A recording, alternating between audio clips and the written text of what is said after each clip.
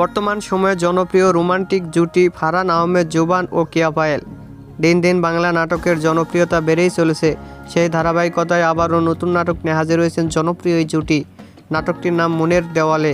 এই নাটকটিতে অভিনয় করেছেন বর্তমান সময়ের আলোচিত অভিনেতা ফারহান আহমেদ জুবান ও আলোচিত অভিনেত্রী কেয়া পায়েল। এই নাটকটির রচনা ও পরিচালনা করেন মোহাম্মদ মহিন। নাটকটি খুব শীঘ্রই ক্যাপিটাল ড্রামার ইউটিউব চ্যানেলে প্রকাশিত হবে। আপনারা দেখতে চাইলে অবশ্যই ক্যাপিটাল ড্রামার ইউটিউব চ্যানেলে চোখ রাখুন এবং নিয়মিত নতুন নতুন নাটকের আপডেট পেতে হলে অবশ্যই চ্যানেলটিকে সাবস্ক্রাইব করে রাখুন।